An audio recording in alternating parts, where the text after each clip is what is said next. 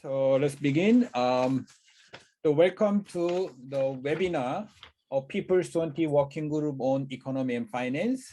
So my name is Anselmo Lee from Korea, the coordinator of APS, the Asia Civil Society Partnership for Sustainable Development, one of the 6 co-conveners.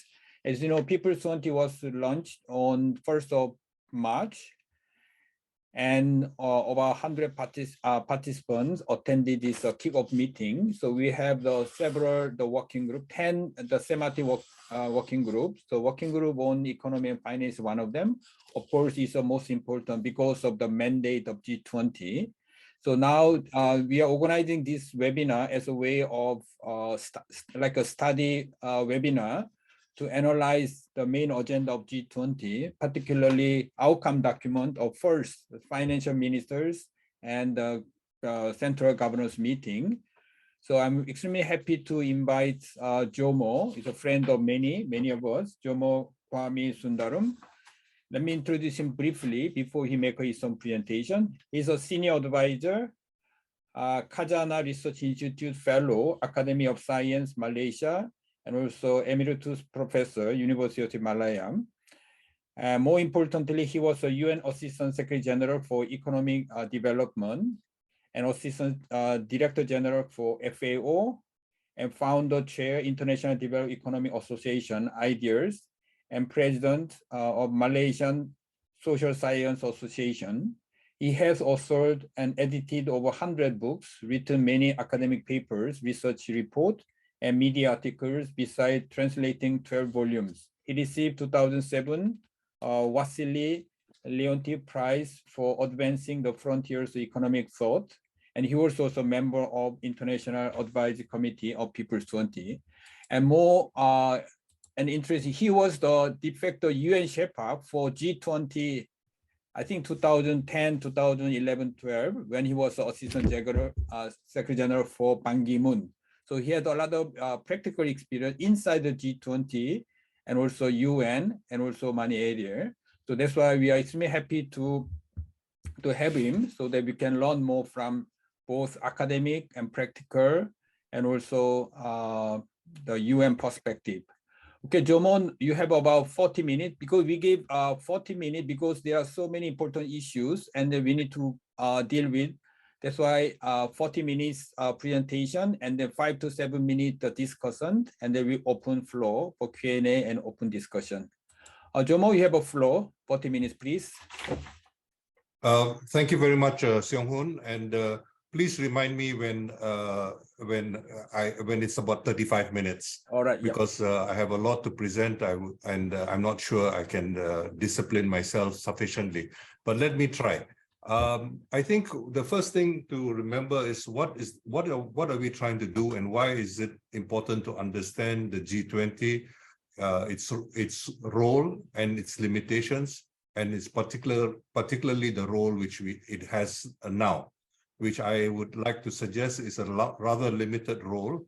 And so when we have popular mobilization to address questions raised by the G20, it is important for us to recognize that, you know, if to be effective, we have to be very selective on what we do and what we don't do.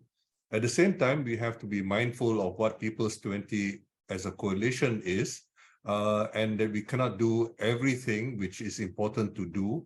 And also recognize that there are other coalitions. For example, there is a Labour L20, which is the Labour coalition, and how we should work with them and so on and so forth.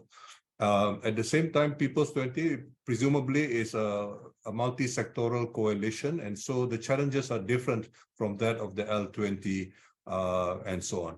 So let me quickly remind you a little bit about the background to the G20 and how it has changed over time. To get some sense of the background, I think it's important to recognize what happened over 4 decades ago. There was a stagflation, particularly in the West, stagflation meaning economic stagnation, as well as inflation, a phenomenon which economists, especially of the Keynesian persuasion, were not well placed to answer. And so this was a dilemma. And Paul Volcker was appointed the chairman of the Federal Reserve by Jimmy Carter at that time. And he started to raise interest rates to kill, not to revive the economy, which is what stagnation is about, but rather to kill inflation. That was his priority. And he just kept raising interest rates. In fact, the overnight interest rate at some point even exceeded 20%. Okay, and this was fine, and it basically meant that Jimmy Carter lost the election, but it also meant that Ronald Reagan got elected. And for Ronald Reagan to recover ground, it was very important for him to try to revive the American economy. And so he basically forced Volcker to pull back on the raising of the rising interest rates. Now, this led to a situation where some growth began, but the fact of the matter was that the US was basically not very internationally competitive. The US economy, one should remember, was quite closed until around 1960. When Kennedy was the president, Samuelson was his economic advisor, and the US economy slowly began to open up. So just imagine that from the time of the American Civil War, after Lincoln became president and so on, until the 1960s, that means almost 1 century later, America was a relatively very closed economy. And so that is important for us to remember.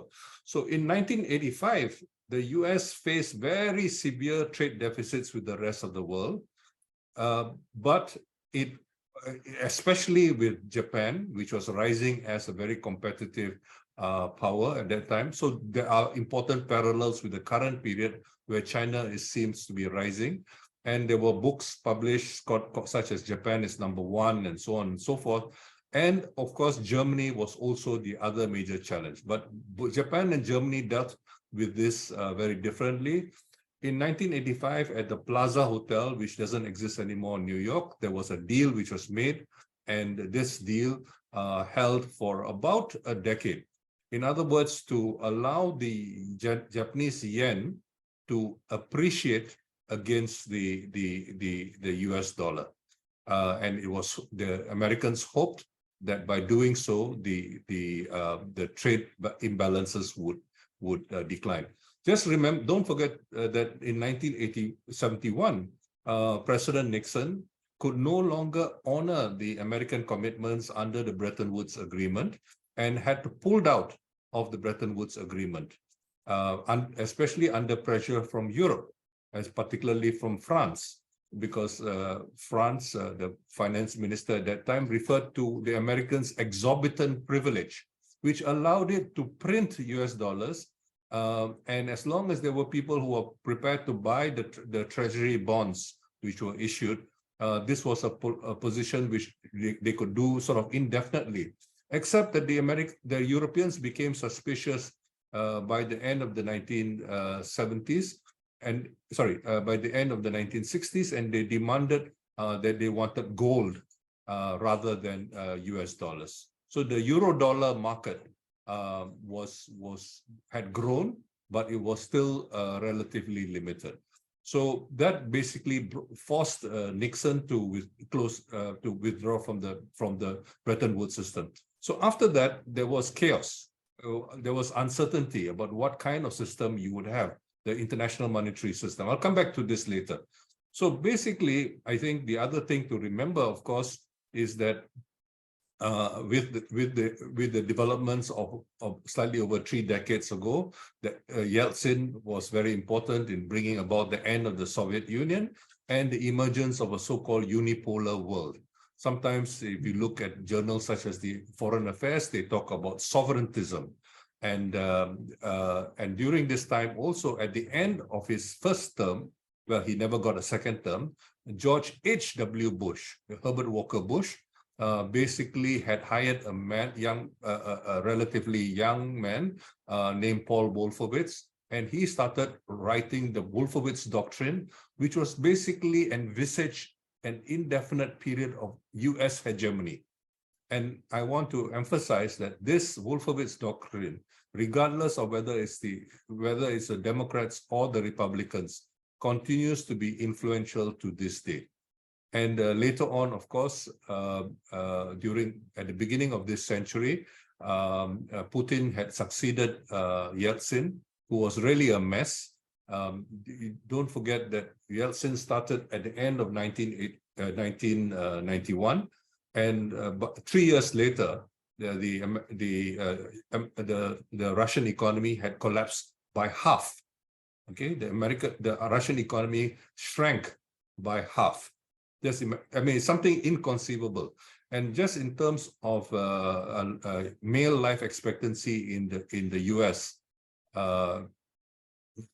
in Russia, male life expectancy fell by 6 years, which is the biggest fall ever in the last 6,000 years. Okay, so this was what was achieved by Mr. Yeltsin, who supposedly won the next election and got re-elected. This is, of course, very controversial. I won't get into all that right now. Now, the next thing I think important for us to remember is that you have a so-called Washington Consensus, which had emerged during the 1980s, because the Washington Consensus refers to a shared view of the world and of desirable economic policies between the US elite and the Bretton Woods institutions, which were both headquartered in Washington. Okay, so this kind of view of the world was essentially what many people call a neoliberal view of the world, but even the term neoliberalism means different things to different people. And I think it's important for us to recognize that the Washington Consensus resulted in a lost decade for Latin America. Some people would say lost 2 decades in Latin America, and a lost quarter century for Africa. So it is a very, very major contraction for many parts of the developing world. For Asia, however, there wasn't much borrowing, and Asia did not borrow, so Asia was not so affected by the contraction of the 1980s.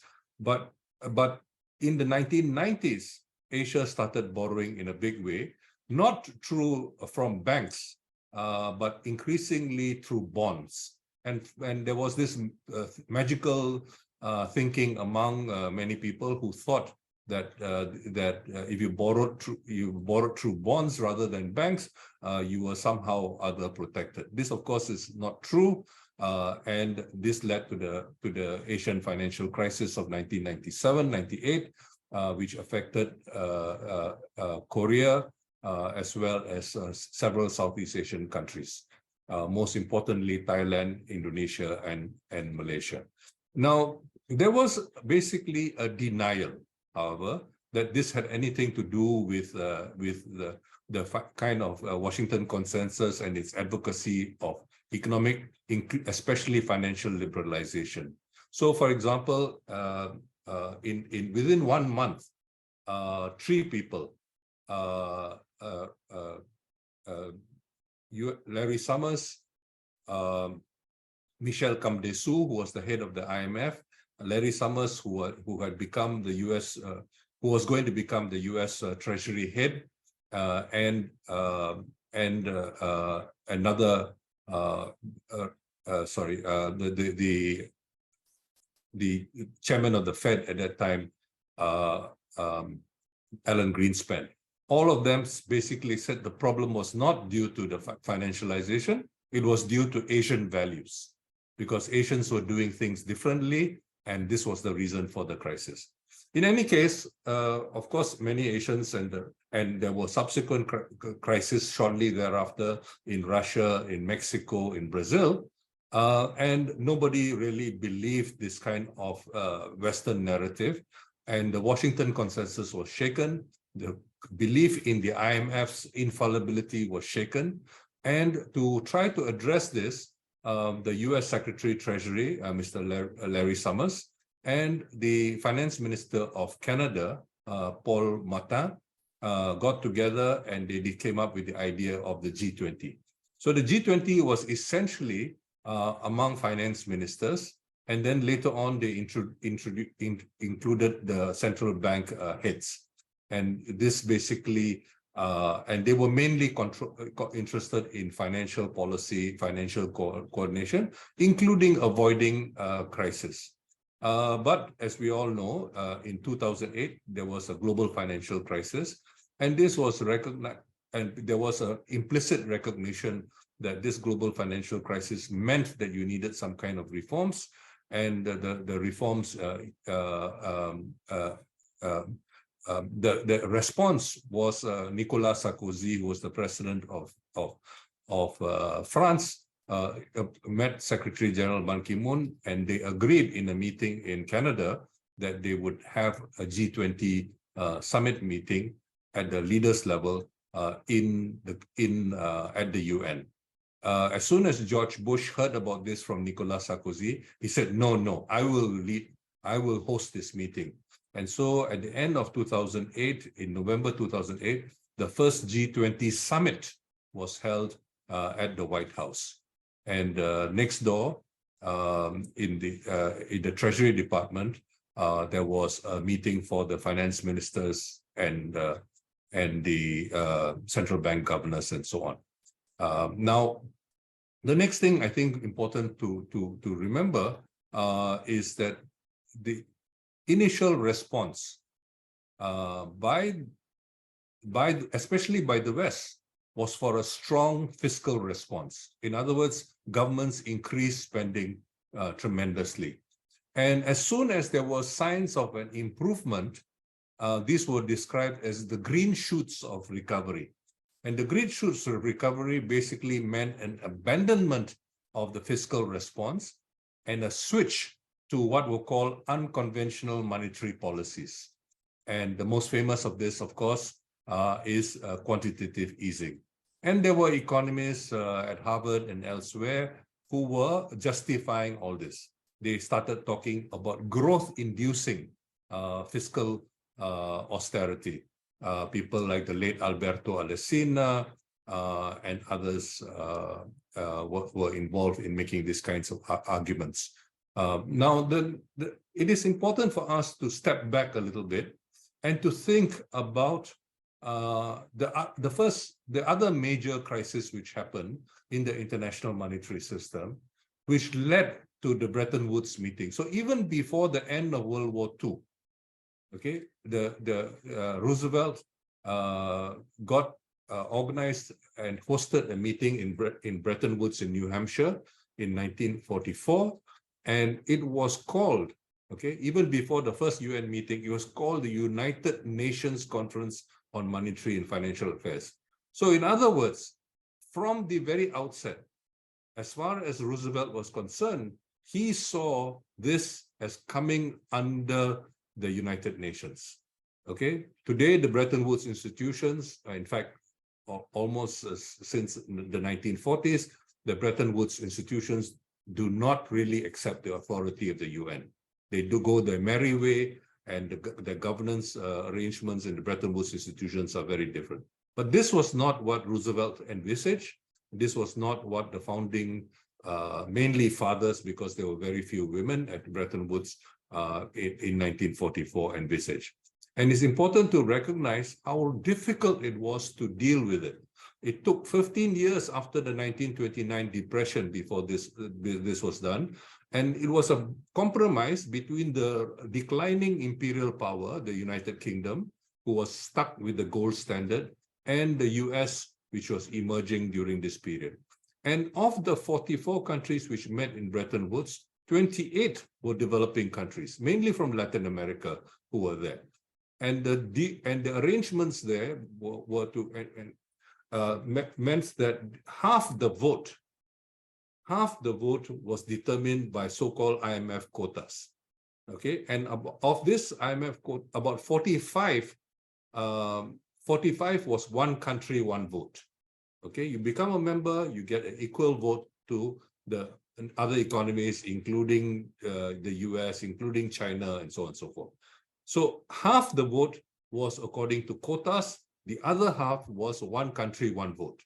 Okay, so the governance arrangements then were much better than the governance arrangements now.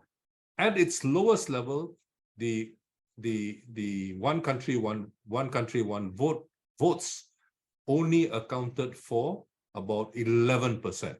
Okay, now it's gone up slightly to 12 or 13%. I can't remember, but this was what happened. Okay, it was not something which was which was determined at the outset, but something which developed over time. So the UN system, which was envisaged in Bretton Woods, included the IMF, included the World Bank or the International Bank for Reconstruction and Development. And as you can imagine, during the war, everybody was concerned about reconstruction as well as development because of World War II. Okay, and the other element, of course, was a trade arrangement, and the International Trade Organization was envisaged. But subsequently, after that, in 1948, the US Congress voted against the establishment of the International Trade Organization according to something which was called the Havana Charter. Okay, the Havana Charter. And so the principles were actually, this was of course long before Fidel Castro became the leader of Cuba, but nonetheless, it was a much more equitable view about trade. So when they rejected it, there was no ITO created. And it is very important to recognize that the WTO, which was created in 1995, contradicts the fundamental principles of the Havana Charter. I don't have time to get into all this, but it's very important for us to recognize that the nature of international arrangements have changed in a very, very regressive and reactionary way. So the emphasis of these institutions, I want to emphasize again, reconstruction and post-colonial development, because for Roosevelt as well as others, the idea that colonialism would continue after World War II was just not tenable. Okay, and then also, so the thing is that we often think about the Bretton Woods institutions, the international financial institutions, as mainly concerned with monetary and financial stability, especially the IMF. But this actually is a misunderstanding of the role of these institutions. Now, moving on very quickly, I think it's important to recognize that since 1971, we have what is called a non-system. The international financial arrangements were non-systems, and various countries were struggling in different ways to arrange different things. You take my own country, Malaysia, which exports a lot of stuff, but without an international monetary system, how do you arrange for payments? So let us say, so what happened was that in the case of Malaysia, Malaysia started doing what was called barter trade. So it agreed to buy, for example, beef from India, and it would sell palm oil to India, and so on and so forth. And the same thing happened with the Soviet Union, and then with Pakistan, and then later with China. So for many years, in fact, over a decade, these types of arrangements had to be made because there was no real arrangement. But slowly over time, the US position became so dominant once again, from especially after the financial crisis of the 1980s. And this meant, this allowed the acceptance of the US dollar as the de facto international currency, but is no longer based on the goals on gold or fiat money related to gold, an exchange rate related to gold, but rather it was simply based on whether or not you accepted and you believed in the US domination of the international economy. And this is basically what exists today. And this is why, for example, keeping Russia out of the SWIFT system and various other recent developments where sanctions have become part of the economic instruments of war, raises a lot of very fundamental questions about the future of international monetary system. And so alternative payment systems are being envisaged. But let me emphasize that this is not going to happen overnight. This is going to take a lot of time. And so we should not start thinking about strategies which are going to be based on the realization of these new arrangements. Now, let me quickly emphasize that increasingly the rhetoric. So during the period of Keynesianism up to the 1970s, the view about policy, macroeconomic policy, and particularly financial policy, was that it should be counter-cyclical. But so the rejection of development economics and Keynesian economics from the 1980s, that rejection also meant a rejection of this counter-cyclical view of macroeconomic policy. And so leave it to the market. And what happens then is that macroeconomic policy became increasingly pro-cyclical. So basically, when you have some growth, you try to encourage a boom. But the boom obviously cannot be sustained, so it leads to bust. So the result is you have greater macroeconomic instability instead of the stability which you claim to be seeking. Now, at the same time, particularly from the 1990s, the IMF started ignoring its own articles of agreement, particularly Article 6. So instead, Article 6 means basically says all countries have the right to control their capital account, including through capital controls and so on and so forth. Instead, the IMF began to promote capital account liberalization. And basically, the vulnerability of developing countries increased greatly.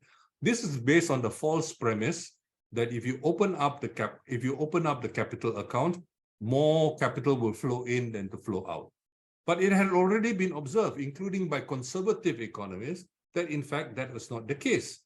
The people already were talking about capital flowing uphill. In other words, to the rich countries, not to the poor countries.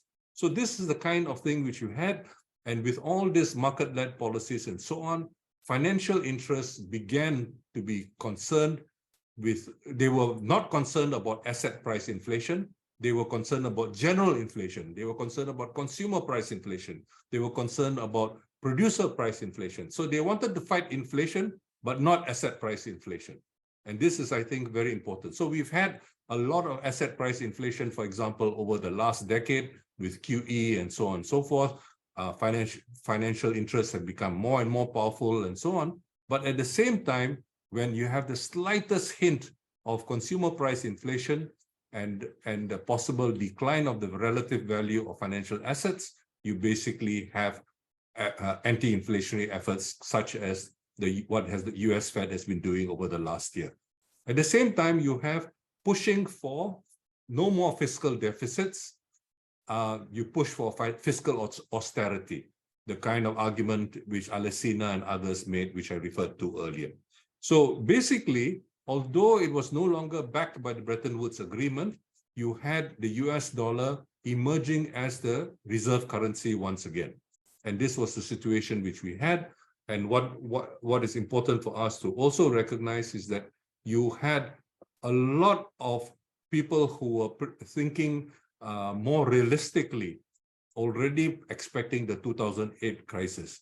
So, people like us who were at the UN at that time, we were already warning that the crisis would happen for a number of reasons. And this was also well known to various people like Dean Baker or Robert Schiller and so on and so forth.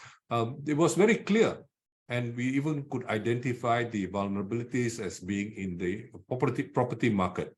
And the interconnections, because you had so-called credit debt swaps, you had, everything was being collateralized and so on. So it was no longer something which was contained, which could be contained within the US economy. A crisis of this type basically meant you affect the entire international financial system. Of course, in very uneven ways, but that is very important for us to recognize.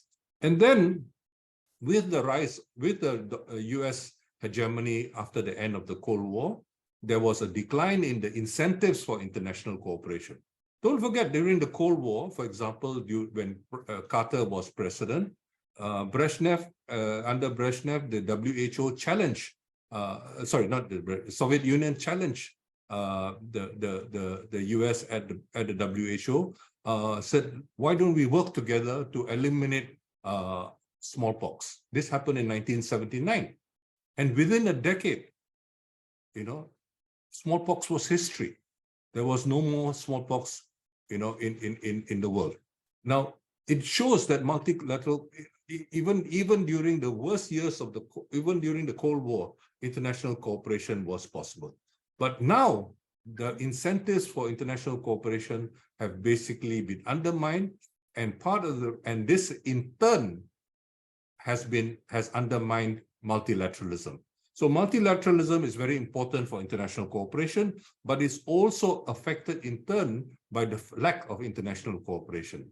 So what happened because of the credibility gap after involved in the Plaza, as I mentioned earlier, you had a shift from the G5 to the G. Plaza only involved 5 countries. Okay, Australia and Canada were not even there. And then from the G5 to the G7. And it was to the credit of Paul Matar that he recognized that the G7 didn't have much credibility. And so to try to rescue the Lords of Finance credibility, G20 was basically set up. Now I'm got to run because the time allocated is very great. There were some important successes in the early years of the G20, but I want to emphasize that these were all very double-edged. What I mean, for example, is that all of them also had adverse consequences. So tightening, for example, capital requirements for banking system, but what is called Basel III or BAL III, depending on what language you speak. Basically, you had those requirements making it very difficult for developing country banks to basically survive because of the different types of requirements, for the much more onerous requirements for developing country banks. So developing country banking systems have been basically shattered. There are countries in Africa, for example, and even in other parts of the world where you basically only have foreign-dominated banks. You have hardly any domestic banks. So this is, I think, the reality which we have in the world today. And it's important to recognize that G20 institutionalization, okay, all these mechanisms which have been created in the last few decades with the creation of the G20 has basically meant that multilateralism has been marginalized. The ability of countries to participate in determining their own fates has been marginalized by the existence of G20. It's more, the arguments get, it's more convenient for the big 20 countries to consult and confer and so on and so forth. Now, the next point I'm going to make, I'm going to summarize because, as I said, we are running out of time.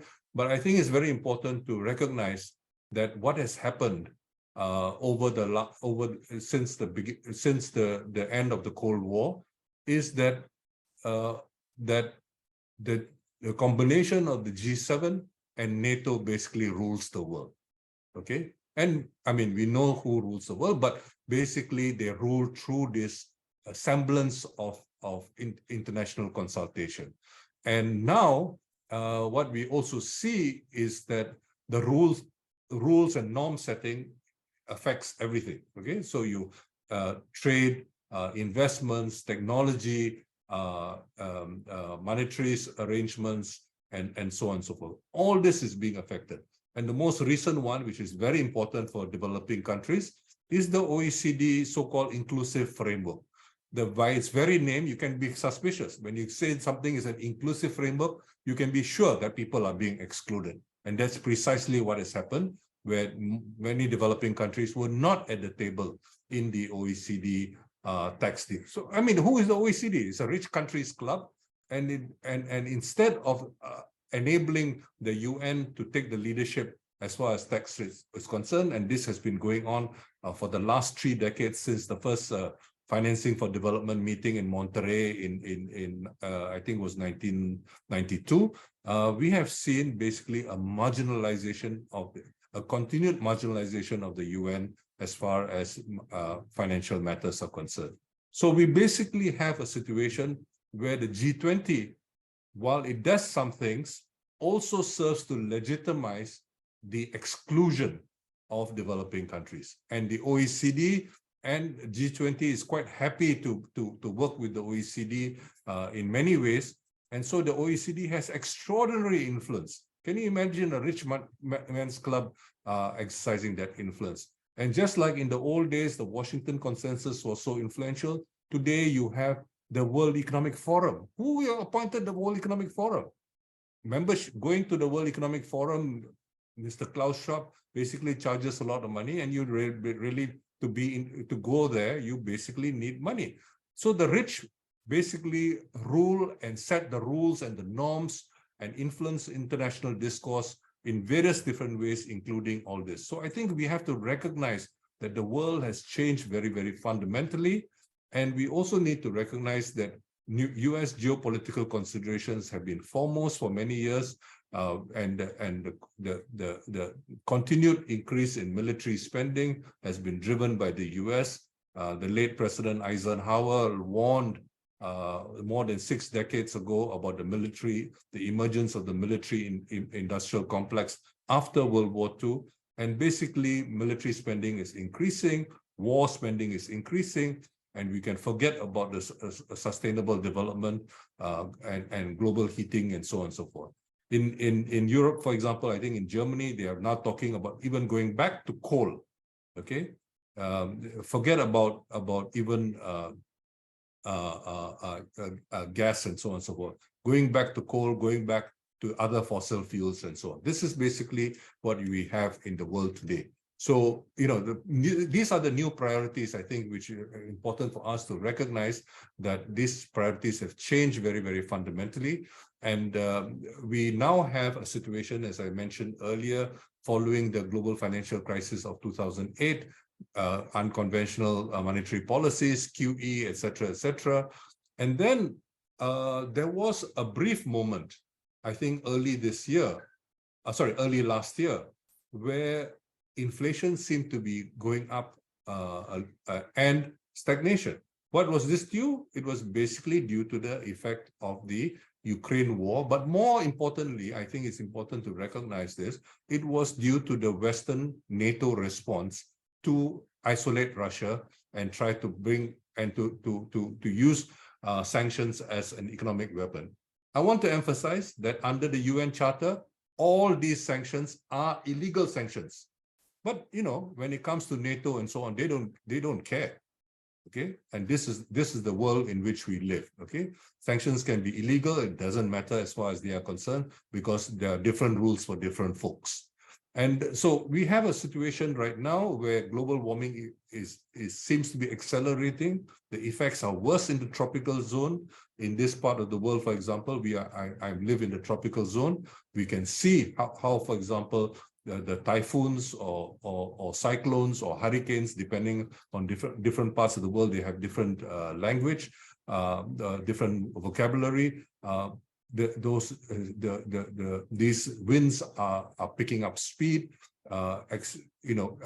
Pakistan had so-called had once in the century floods of less than a decade ago, and now it had it again recently. So what does it mean to call it once in a century when it happens twice in a decade? You know, so we are seeing a very, very cataclysmic kind of situation emerging, but no attention to this. Partly because the major victims are not in the temperate zone, and it is the temperate zone where the rich countries are there, and they basically dominate. So what we see, of course, is that a further deterioration of the situation in various different ways. I won't get into all of that, except to emphasize the major development. So you have inflation, and inflation which is basically due to supply side disruptions. Okay, first the COVID-19, and then after that the sanctions. So all this has resulted in what economists call cost push inflation. It's not what economists call demand pull inflation. But what do? This US Fed basically raises interest rates to reduce demand. But the inflation is not being due to demand pull. So you basically have an instrument which is not appropriate, which is basically being used and is basically worsening the situation. And of course, in the US, thanks to policies since Obama, until now, you have virtually full employment. But for the rest of the world, you don't have full employment, except in a few countries, perhaps Singapore or one or two other countries, you have full employment. But in the rest of the world, you don't have full employment. And so the situation for other people is very, very bad. Okay, and you basically have a contraction of the world economy, uneven contraction, and this is due to the interest rates hike from about a year ago. They are inappropriate, as I just emphasized. They are not. They do not address the roots of the current inflation, but nonetheless they are there. Now, I had a whole discussion on non-alignment, which I won't get into right now since I've really run out of time.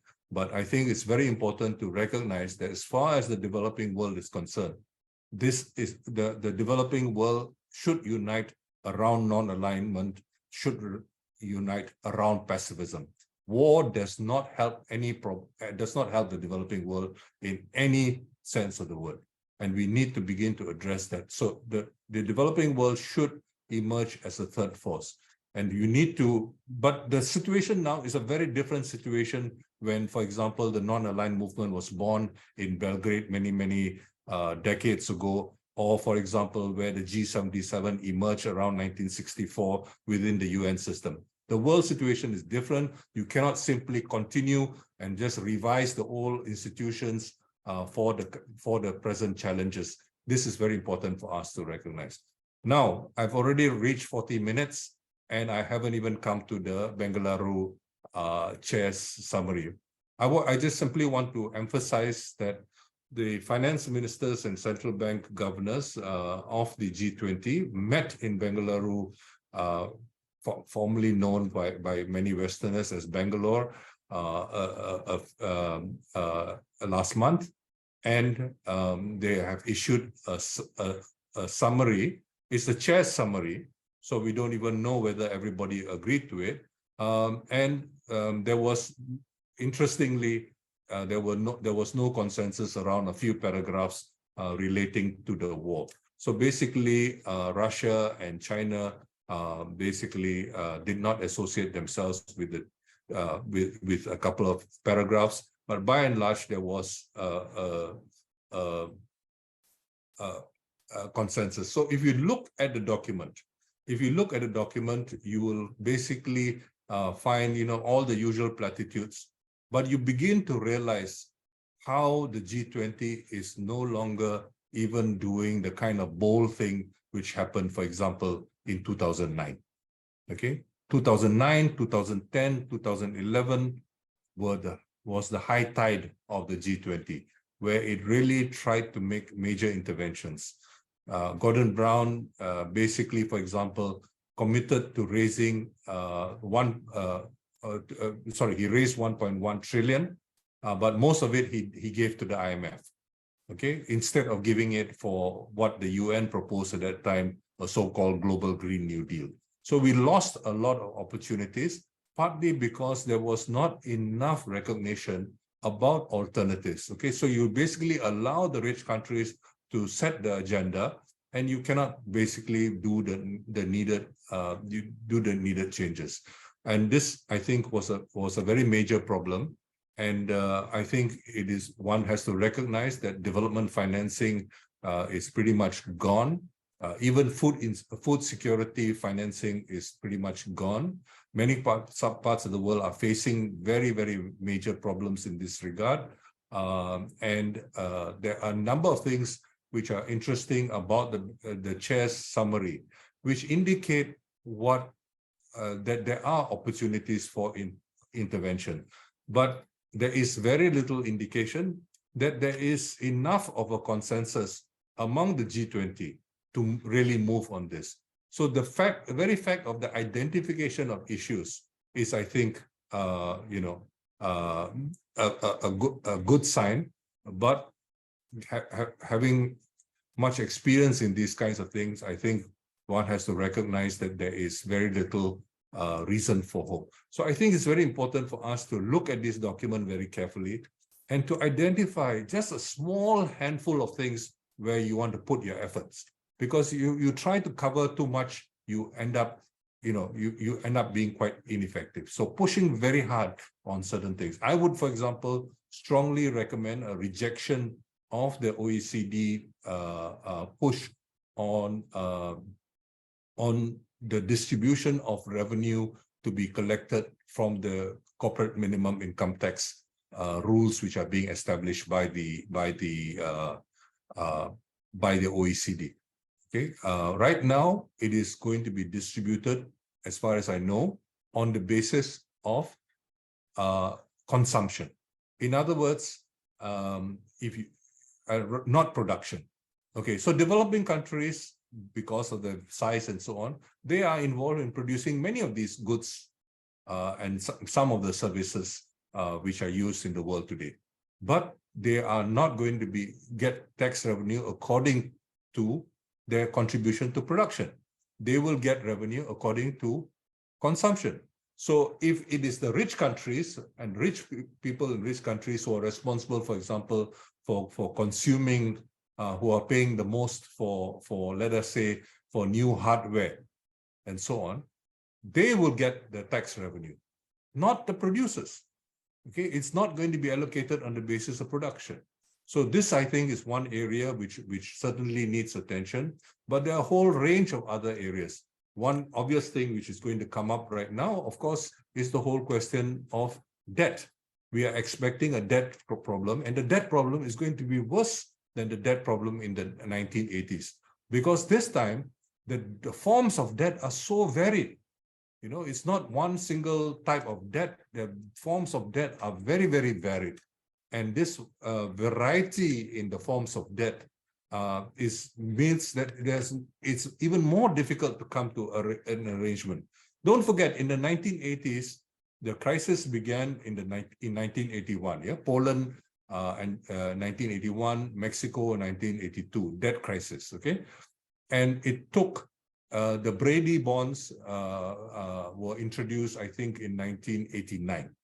Yeah, it took almost 1 decade before there was any kind of resolution. And as I said, it basically was a lost decade for much of Latin America as a consequence, because many people had borrowed. It made sense in those days to borrow because interest rates were high, but inflation rate was high. So it didn't really bother many of these countries. But now you have a very, very different situation. So the fact that you now have all kinds of bond instruments and so on and so forth makes it even more difficult to resolve the debt problems which we have in the world. So thinking about it is of course important, but you can't do it on an ad hoc basis. Sri Lanka comes up, you try to forgive everything in Sri Lanka. Zambia comes up, you try to do the same thing. Now Pakistan seems to be on the brink of a debt crisis. You try to do that. That piecemeal type of approach is simply not going to be acceptable, because you basically only have the followers, the supporters of Sri Lanka, who are going to basically support that kind of thing. And it's very unlikely to succeed. We have to think much more systemically about the challenges which are going forward. Then there are the old issues, how do we get climate finance? In 2009, before the Conference of Parties in Copenhagen, Nicolas Sarkozy, the president of the European Commission, Gordon Brown and others, all promised 100 billion every year as a starting offer. Okay, they promised that after 2020, they were going to increase the amount of climate finance. Okay, they didn't talk about, earmarking it all mainly for mitigation and so on and so forth. But that's what basically happened subsequently. So we find that the promises which were made in 2009 were not kept. Only recently did it go up, but basically those promises are not kept. So the 100 billion, which was supposed to be a temporary target until 2020 to be increased thereafter, was not met. And now that 100 billion has become a permanent target. Okay, so so you can imagine how you can have at the last COP in Sharm el-Sheikh, you have this very the recognition of losses and damages as a basis for compensation. How much money is in that fund? Zero. Okay, so you can have all the nice resolutions which you want at the heads of state level, at this COP, and that COP, and so on and so forth, but basically next to nothing. Remember Glasgow 2 years ago, 1.5 years ago, Glasgow promised the end of coal. And now now Europe is talking about a return to coal. So this is the world in which we live right now. Okay, this is the world in which we live, where all these promises don't seem to add up to very much. So it's very important to be very focused in terms of priorities and trying to achieve what is feasible, what is urgent, and what is feasible. And I know this basically will not satisfy many people, because you are a coalition of coalitions, and this basically means that you have to choose, and everybody who doesn't get their favorite things chosen basically gets upset. This is what happened with the Sustainable Development Goals. Every lobby group had their own goals. So you had a long list of goals. Nobody remembers what those goals were. Okay, nobody acts on those goals. Okay, because you can say, oh, we are looking at that other goal instead, and so on. So I think it's very important to us to be very, very strategic in making our demands, unless we're not serious about making demands, unless we're just is all political gestures, that we say all the politically correct things on this or that or the other.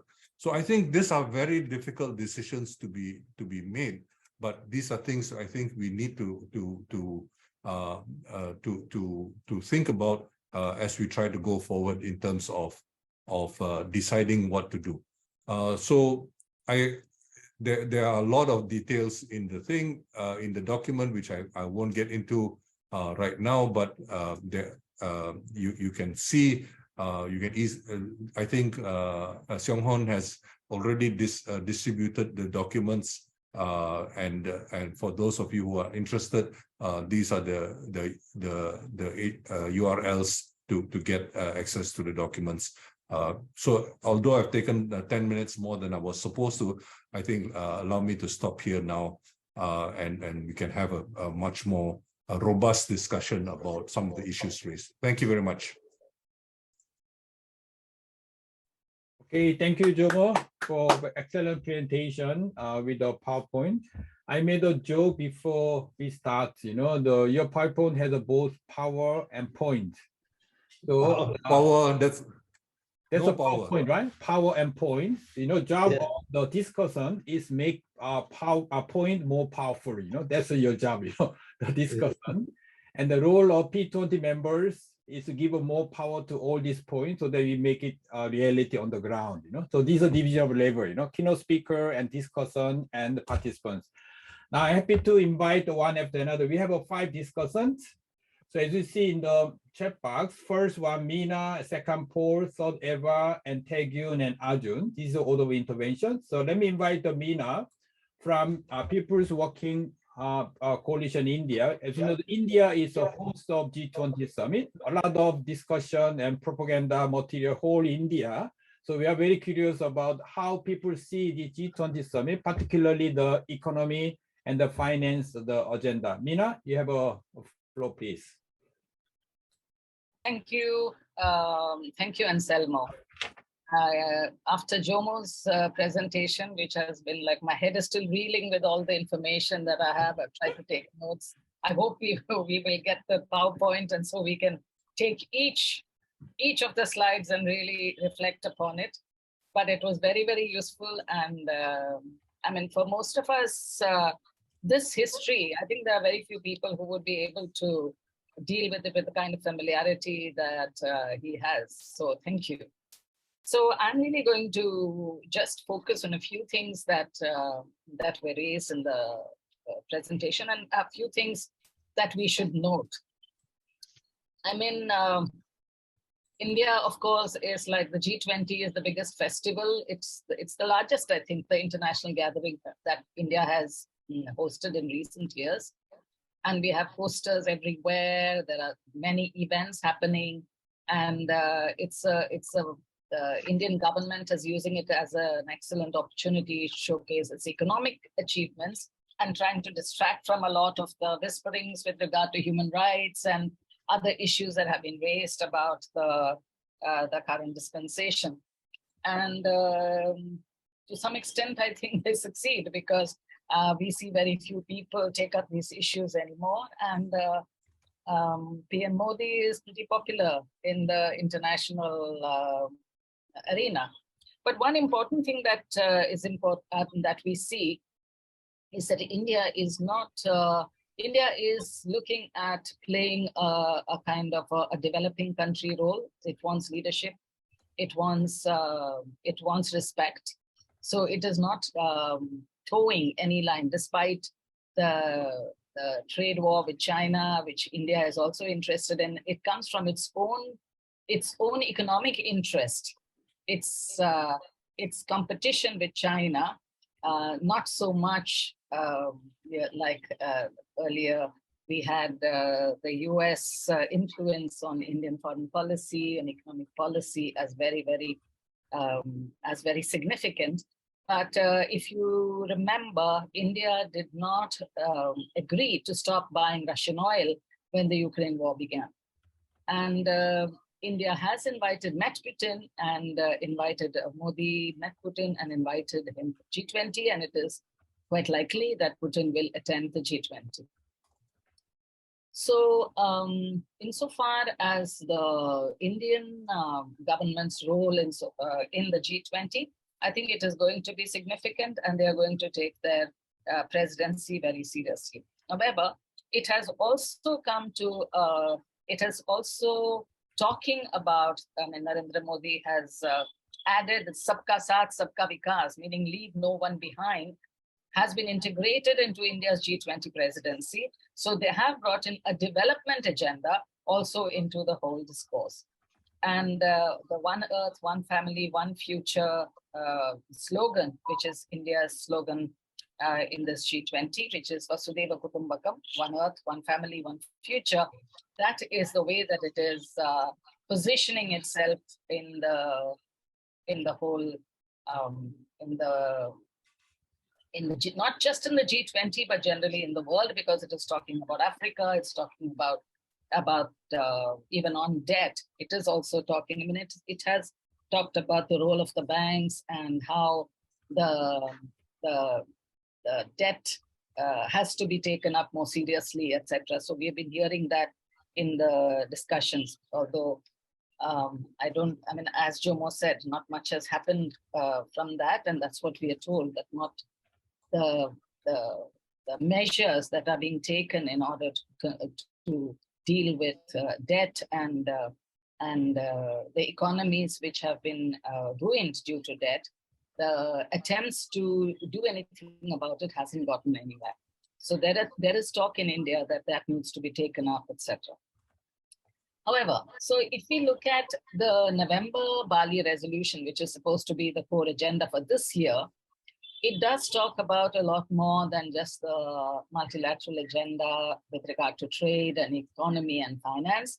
It also talks about the link of these issues with things like the COVID-19 pandemic, which is not only to do with the impact on the economy, but also on health, on the vaccine, etc. So there was an attempt. I'm coming from a development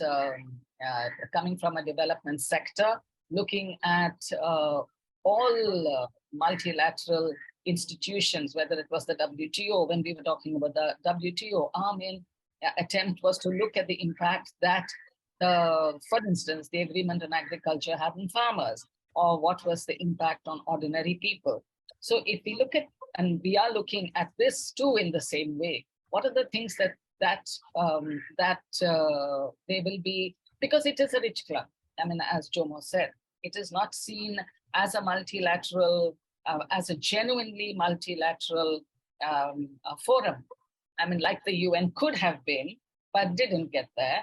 And one of the reasons it didn't is also because of these kinds of rich clubs taking over the multilateral space. And that's what the G20 is. And countries like India, I can't speak for the other non-G7 countries, but definitely that needs to be sitting at the high table, that space at the high table is definitely something they aspire to.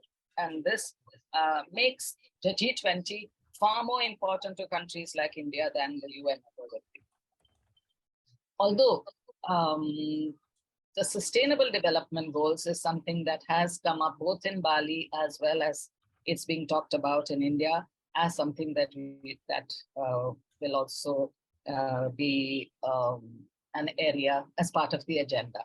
Well, so looking at the Bali resolution, which was supposed to be the core agenda for the year, as I was saying, besides the pandemic, they also talk about, of course, climate change, the war in Ukraine, and it also talks about the SDGs. Then food security, transformation of agriculture, the food systems and supply, the food supply chains, and they're also talking about the climate. I mean, to achieve global net zero greenhouse gas emissions and carbon neutrality in the next 25 years. So the declaration has laid considerable focus on climate. We don't know where that will go, but it is true that there is a lot of discussion on transformation of energy systems for towards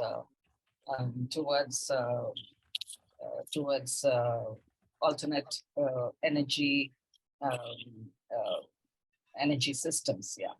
So those of us who have been looking at working with the poor, I mean, my organization, WPC, we are essentially a network of organizations working with informal labor. And so when we look at the G20 in India, for instance, what we do see, what we are talking about is the fact that the G20 has not linked any of these issues to the major problem of the global North and South, which is increasing inequality and accumulation of wealth, and no attempt to deal with that. Because the inequality between nations and the inequality within nations are both important insofar as we are concerned. And the crisis has just continued to grow. I mean, although the G7 and the G20 are supposed to look at the financial crises, but the impact of financial crises on people, and which is essentially inequality, has continued to grow. And it has continued, and it has grown not just in the G, it's not only in the less developed countries of the G20, but even in the G7, the rich-poor gap has widened, and we have seen in the past few years, post the Wall Street collapse and the protests in the US too, where people have been fighting this. So this is an area which people like our organization, people here, those of us who are looking at the G20 are focusing on. So in the next few months, the various issues, there are a bunch of thematic meetings that are happening in India. There's some health and finance on different issues, but there is a feeling that this has very little to do with us, and it's going to have very little impact on us. Jomo was asking us, what is the way forward? It's been quite difficult to talk about the G20 as something that will have any openness to, that they will be open at all to anything that people here would say. One of the reasons is that right from the beginning, when India took over the presidency, from day one, they made it very clear that there will be no civil society participation in this at an official level. I mean, you're welcome to do anything you like outside, no problem, but you are not going to be part of the official. So unlike in earlier G20 meetings, there is no civil society, official civil society participation. However, the government declared a spiritual leader and two right-wing think tanks as the civil society representatives, and they have pretty much taken the line of the current government and talking about what the government is doing and pretty much plugging whatever the Modi government is doing. So in fact, that was the background of the birth of the P20, and the reason why we have taken up another approach, and it is also, I think, an opportunity for us to question, because within the C20, questioning the very concept of G20 as a rich club, I don't think it happens a lot. So people who are in the P20 today, I think that it would be an opportunity for us to also look at. I agree with when Jomo says that we need to look at some demands which we might actually be able to enforce, or to fight for. I mean, there's something that needs to be discussed. But right now, the People's 20 is, we are talking about the fact that it is the multilateralism. It's not a multilateralism that is genuine, that the G20 is not a genuine multilateralism. And we are talking about, we are talking about in the various countries inside the G20 countries, to look at broadening the G20 agenda, to look at pushing for more inside these. How successful will be in India, I'm very doubtful. But the next one is going to be in Brazil. Maybe there will be more opportunities in Lula's Brazil. But at the same time, I do want to say that people from my organization, we have been looking at all multilateral processes do need to look at the need for a focus on education, healthcare, social protection, and look at finding wherever trade is discussed, that it needs to be bound also to social protection and people's welfare. So, and inequality. So if we are looking at the country's spending, the country's spend on GDP, there needs to be some kind of standards, even within G20 countries, that it cannot be lower than a certain level of the GDP. I mean, the lowest spending, social spending of the percentage of GDP is Indonesia. And 0.1% better is India, just 1.3 and 1.4% of the GDP, 1.3 Indonesia, 1.4 India. So is it possible actually to look at linking some of these issues as well? Like the EU, when they undertook to commit to enforcing social protection for working people, why is it that it cannot be possible to fight for this amongst other multilateral processes and institutions as well? So I stop there. Just a few questions that I thought that I would flag for discussion. Thank you. Okay, thank you very much, Meena. Also helping us to understand the local context, what is happening around the G20 and also C20. And I put some questions in the chat box, but not now. But whenever there's some issues coming up, I just put so that everybody remember, especially the Jomo. Obviously, you cannot answer all these questions. You can pick up some of them which you think are relevant and important while we continue to have an intervention from the discussant. Let me go to the second discussant, Paul Okumu, the Free Africa platform, Kenya. Paul.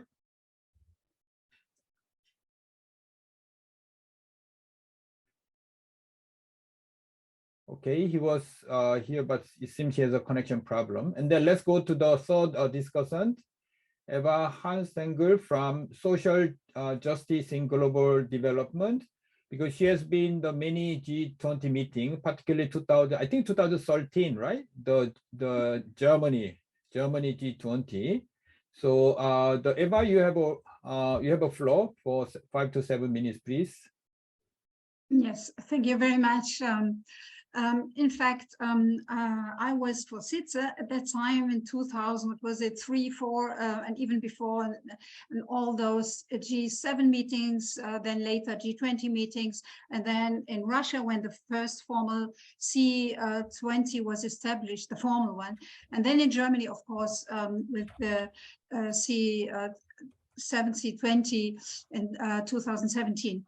What I want to highlight are a few issues that were just mentioned by Mena and also before by Jomo. Mena mentioned increasing inequality as a key issue and the question of social expenditures. And Jomo was asking, what are the responses of the social movements of civil society to all of that? What I'm realizing is the following. With all the lobby work that different civil society groups are doing, targeting the IMF or the G20 or the G7 or the United Nations, we are too much divided.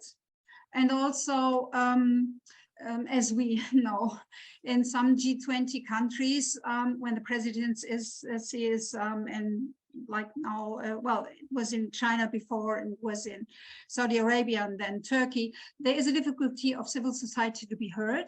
But even in the German presidency, I must say, we were heard. We had some meetings with our Sherpa, with our finance ministry, but we do not, I don't think we have much of an influence. We get heard, but we never know what happens with what we say. We deliver our papers. Where does it go? Does it have any influence? I doubt it. As Jomo said, very little has improved, just the contrary, since then, with the whole financial system now being at stake with the new banking crisis we have and all the anxieties that exist. Therefore, there are movements, Anselmo, you know, and with Vani and others, to join forces and build a common platform of all those or the major civil society groups to build common positions and lobby together, build strategies vis-a-vis the different decision makers. I would really try to support that. And we even highlighted this effort with our, last week at our meeting with the German G20 and G7 Sherpa at the Chancellor's office. And there seems to be an openness. So that would be something to create a broader civil society movement, especially on finance issues connected with the social issues. And you all know they are the debt campaigns. I want to come also to the issue of debt. Jomo highlighted the upcoming debt crisis in many of the poorer countries, which will be much more dangerous than it was in the 80s. Civil society, you know, Eurodat and Afrodat or Latindat, all those networks, and we are a member of the German one, the Alasia. We go beyond, of course, what G20 is proposing. And they are asked for implementing national legislation to fight the vulture funds, which is a business model of hedge funds to make money out of the over-indebtedness of poor countries. And they work on debt relief for the vulnerable developing countries that need it. Or they are lobbying for the establishment of a debt restructuring mechanism at the UN, not just, you know, at the basis of IMF. To trigger automatic standstills and bring to the table all relevant creditors with the debtors together to find out the solution. And they all want that transparency and accountability of creditors, the debtors and creditors, and a contract to develop contracts that equitably share risks such as climate disaster and other external shocks. So you'll see the demands go much beyond of what G20 is proposing. And the second big group, and we're supporting that also, is international tax architecture. And that goes beyond what there are good beginnings in the G20, but it's much too cautious, much too, doesn't go far enough. And a group of civil society is now demanding the G20 to support a universal UN framework, convention on tax, and a global tax body at the UN, which would, what Jomo said, much more democratic, much more inclusive. And there has been an unanimously adopted UN resolution recently, number 77, that is a wonderful basis to build upon such a process in the future. And what needs to be done is to curb illicit financial flows really effectively and unhealthy tax competition, the race to the bottom, which is still relevant. And my last point, I don't want to go too long, I really am delighted to report that many big CSO groups have joined their hands and built a joint global campaign to end austerity, which are cuts in social spending, and as an effect of all the financial problems we have in many countries. And these are not only Action Aid and Bretton Woods Project, Eurodat, or the debt and human rights organizations, but also with the trade unions. They go together and build this end of austerity campaign so that we perhaps get heard in our political dialogues. And you can imagine that the demands go far beyond what is discussed at the G20 level. For example, that most cuts, and the study says that cuts are projected in the next upcoming 2-3 years in 189 countries until 25. And these cuts mean really a cut in social welfare and a reduction of social spending. What we need is an increase in social spending, not a cut. But the contrary will happen. So there will be immense social costs to be expected in the future. And that needs to have a civil society response quite firmly.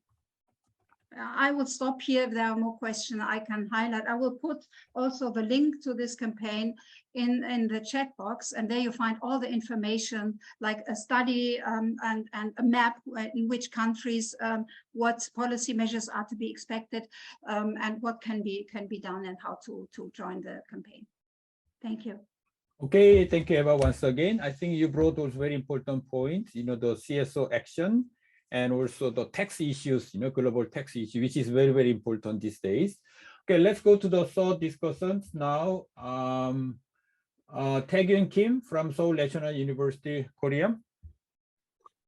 Thank you, Anselmo. Actually, I really appreciate the Jomo's presentation. It's quite intriguing and very valid points that he raised. And also, in my memory, when I wrote my doctoral degree, the dissertation in UK, I just used his article and his book. So in many aspects. So once again, thank you very much. So it's my honor to give some points to Jomo's presentations. Actually, I'm going to finish my the comments in 5 minutes. So with the 4 major points.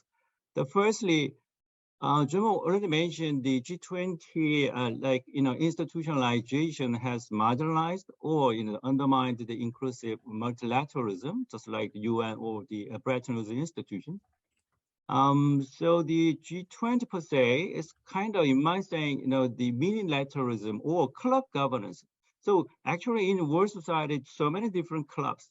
I mean, with their own interest. So the G20, G7, BRICS, MICTA, and so on. So I think that we have a very fundamental dilemma when it comes to what is the key role of G20. I mean, the way forward. It's G20 is not a multilateral arrangement, but it's kind of the arrangement to collect some the common voices for the common the key problems at the global level. So I think the thing is how we can make some align, like how to align G20 with the key policies of UN or the Bretton Woods institution, such as SDGs, so Sustainable Development Goals. So the G20 produced like the new the direction, but those directions should be aligned. with the key policies and conventions of United Nations, because United Nations is like the litmus, the multilateralism. And then another point is like the U.S.-China, strategic rivalry. That's the big, like the factor. Geopolitical factor. So the 2 years ago in UK, G7 decided to launch so-called the Building Back Better World, in short, P3W.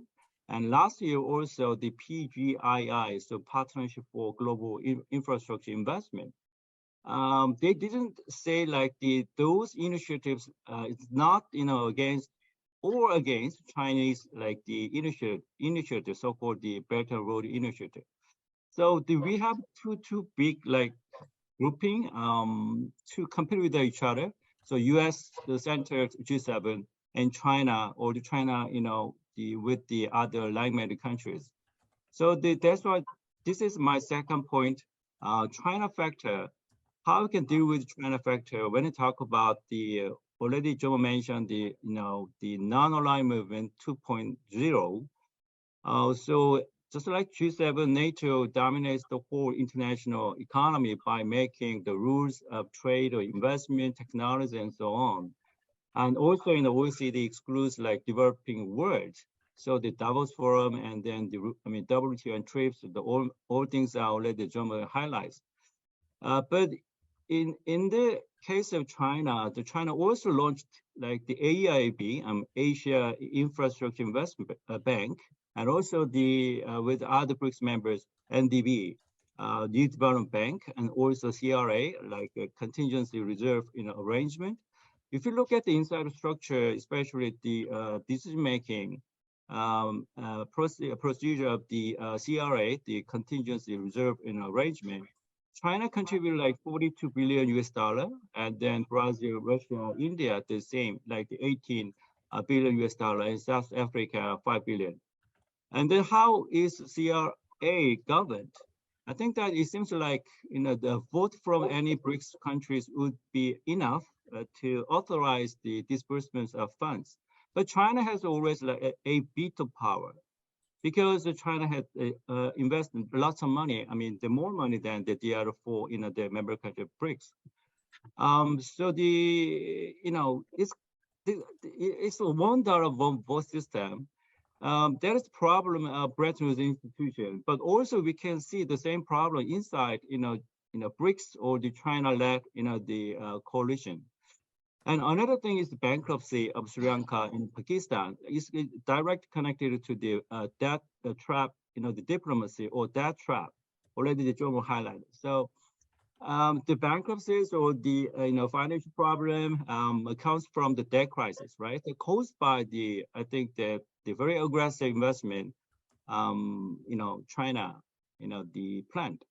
So the second question or second comment, China factor is good for the South. China factor is good for whole the global South. So how we can make develop the idea of the non-aligned movement 2.0 to what kind of the target. So US or US centered bloc like the G7 or including the China. So we have some kind of criteria or the consensus how we can build up the non-aligned movement 2.0. So otherwise it's, I don't know, it's kind of rhetoric. So once again, the Bantu Conference back in the 1955, it's quite clear, right? The Soviet Union, the centered communist bloc, and the US centered, the maybe liberal bloc. So those two blocks are, the first world, second world is kind of targets of, the non-aligned by the third world. And then another way is also mentioned the EVA. What is key role? What must be key role? The CSO, civil society organization, or C20, or the People's 20, just like today we just gathered. It is like to another comments the accountability. So the question is like this: how to make them the G20, G7, the BRICS, all that more accountable to international agreements or commitments like sustainable development goals. In other words, like can the rephrase that question like this: What are the challenges in harmonizing UN agents' agendas with those of the G7, G20, and BRICS? So it's all the way back to the first comment. How we can put together G7, G20. I mean, today is like the more focus on G20. So G20, you know, the activities and the function, along with the UN agenda. And then that is the best way how we can guarantee some of the accountability at the global level by inviting CSO, by inviting maybe private firms or private sector. But at the center of the global accountability, by aligning, you know, the UN agenda with the other, you know, so-called the club governance, I think the enforcement mechanism, we have to prepare, we have to now start to talk about how we can then make them to do, it's kind of, you know, by law. So the enforcement, we can just enforce them to implement without just the rhetoric. So the go forward beyond the rhetoric and how we can institutionalize the enforcement mechanism inside, you know, the G7 and G20 and BRICS. All right. So overall, I think it's quite the good the discussion because I would like to know. I mean, Joe's the response or the other, you know, the participants' response, especially China factor. It is like the good or bad, or the, you know, the how we can handle China factor for whole the global South. Yeah, I'm gonna stop here, and then I'm gonna get some more the comments right after that. Thank you. Okay, thank you very much, taking Kim. I tried to put down some point while we are speaking, so please add more or elaborate your question and comment. And also all the participants, please feel free to write down any comment or question, the chat box to Jomo and discussion, so they can pick up, or I can pick up some, you know, so for further discussion. So now let's go to the Ambassador Arjun Kaki. As you know, I call ambassador because he was a former the Nepali ambassador to the United States, the Washington. So he ordinary citizen, okay? Citizen of LDC.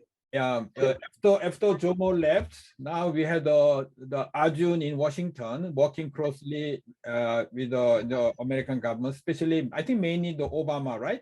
Obama government, and the some with the Trump.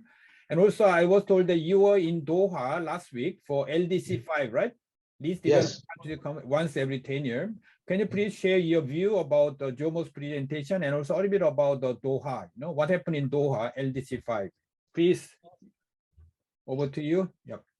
Okay. Thank you, Anselmo, for this opportunity. In fact, I would like to thank Jomo for his very enlightening presentation. He shared his slide in advance so that we could look at his presentation and ideas.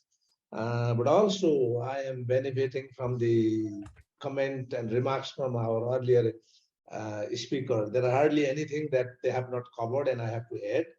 But since Anselmo was asking me to talk about LDC 5,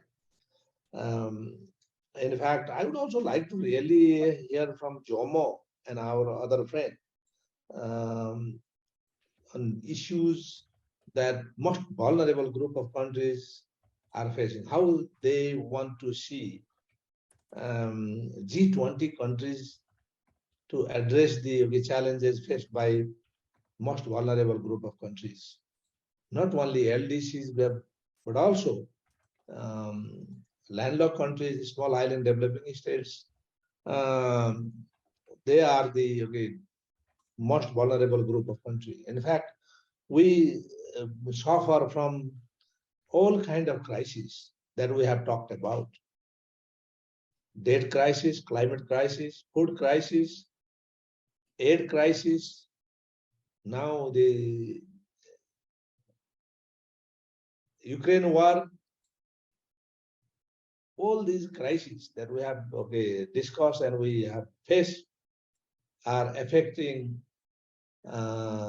LDCs. They are hitting hard to this most vulnerable group of countries. So I want to hear from Jomo and other friends that how this, if I borrow the word of Secretary General, he stated that in Doha that these dysfunctional international financial architectures are not really or fail to address the development challenges faced by the most vulnerable group of countries such as LDCs. So we have enough critics and also experience that we have faced, but how we want them to be transformed so that most vulnerable group of countries, most poor people and poor countries can benefit from these international financial architectures.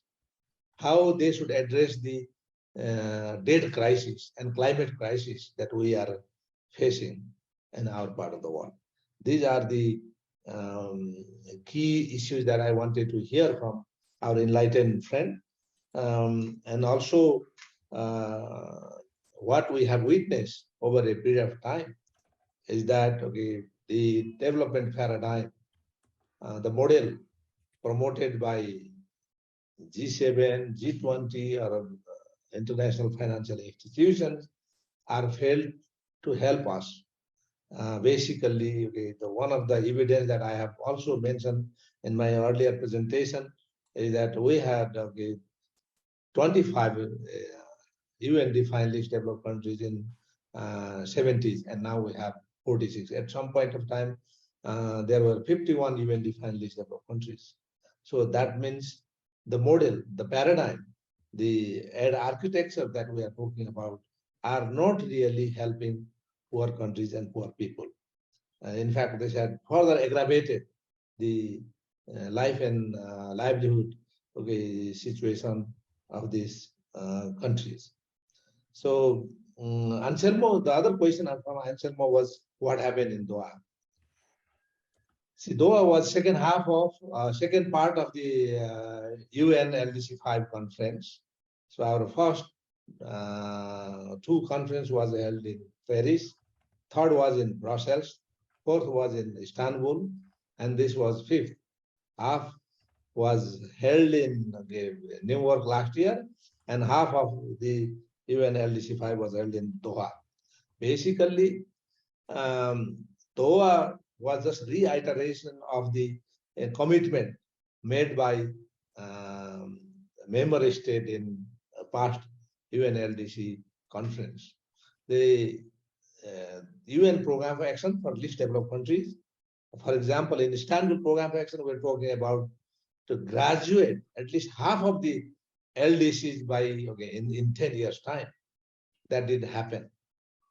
So the Doha Program for Action and also Doha political declarations are making similar commitment. I want to really go to details, but the problem is there is not really much serious commitment from development partners. In fact, Doha was only a talking club among the LDC government. In fact, there are no interactive discussion with development partners and also international financial institutions. It was UN organized conference, and most high-level delegates were coming from LDC, and they're talking to themselves. And what I think is this is not really going to help us to graduate, because our problem not only lies with us, but also it is related to international financial architecture. It is related to aid politics. It is also to do with the various kind of crisis that we are facing. So basically, we are not really able to achieve something big that we can share with you. Thank you very much. Okay, thank you very much, Arjun. I put the Doha, the program and the statement for your reference in the chat box. Let's go to the Paul Okumu from the Africa platform. Paul. Okay, you're on mute, please. Unmute. Let me help you.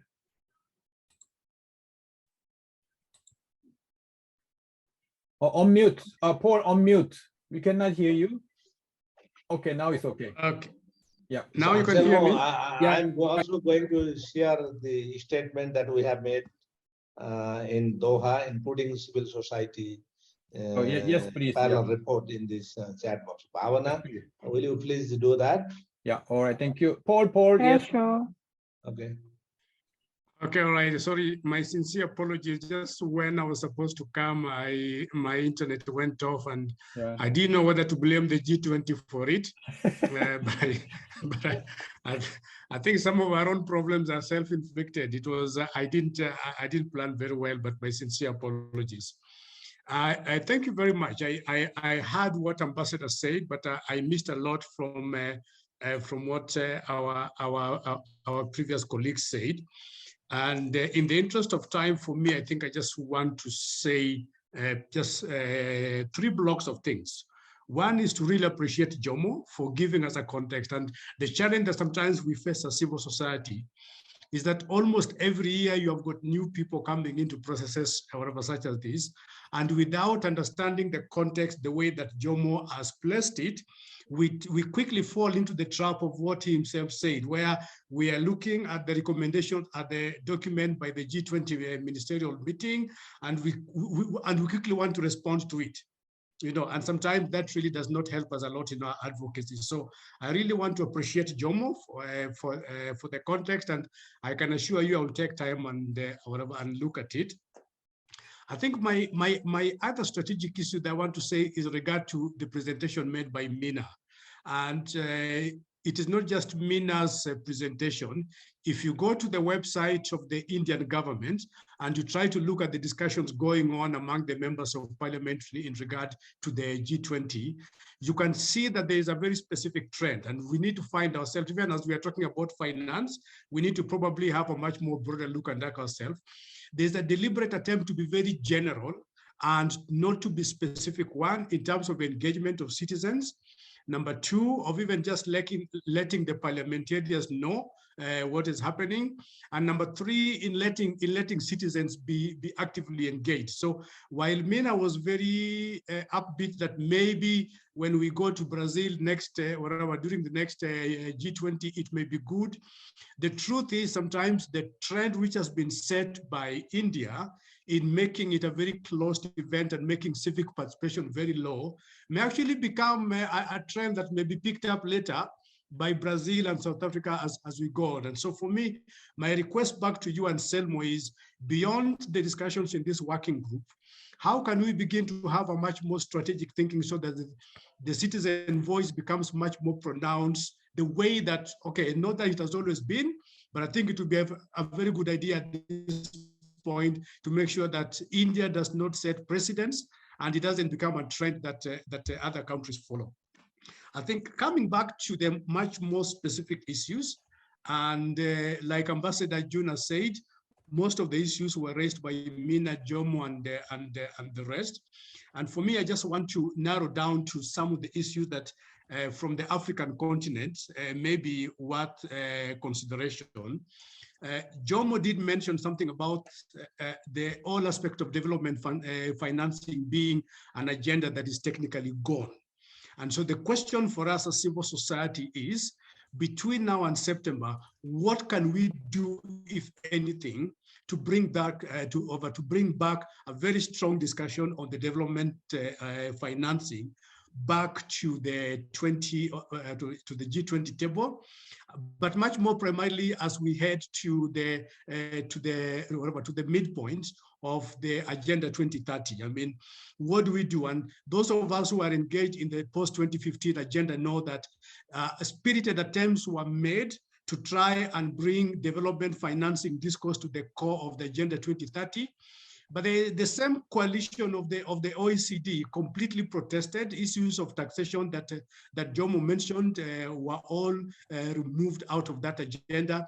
And there was a constant discussion that the UN is not supposed to be involved in the issues of financing. And so it goes to the OECD, it goes to wherever to the other areas, and you can see what that has done. So I think that is something that we need to ask ourselves as civil society. Looking at the ministerial document, I don't know what we need to do, because there's still a discussion about food security And no matter what we have done, even over the years as civil society, the discussion on food sovereignty has never found its agenda on the table. Is there something that we can do to make sure that we don't constantly keep on talking about food security, especially knowing what is happening on the African continent? The issue of the debt, which has been raised. Now, for me, just listening, even not just reading what the ministers were talking about in regard to debt, and then listening to Jomo and the rest, I am just wondering, as civil society, what can we do to prevent this cycle that seems to repeat itself? It begins by debt. Then it begins by the developing countries protesting, asking for restructuring, asking that some debts be forgiven. And then after that, there will be some discussions among the rich countries. They develop their own rules and conditions. Then we go back to more debt, and the cycle keeps on going. Is there something that as a working group we can consider as an advocacy agenda to make sure that we don't have this cycle going on year in and year out? I mean, what is happening in Zambia, what is happening in Ghana, and Jomo did mention what is happening in Pakistan as well.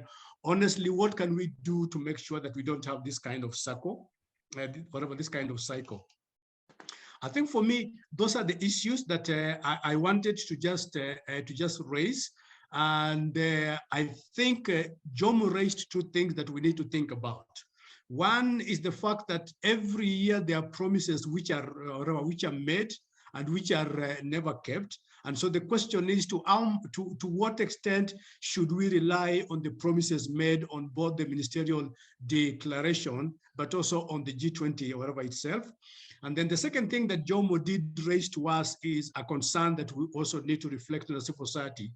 And that's the fact that there is always a tendency for us to put too many things on the table because our context makes us think that if my agenda and my issue are not on the table, then I am not going to be part of this process.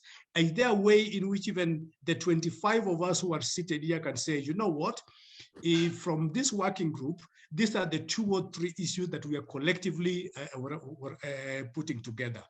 I think for me, just those are the issues that I wanted to raise for now. Thank you. Okay, thank you very much, Paul.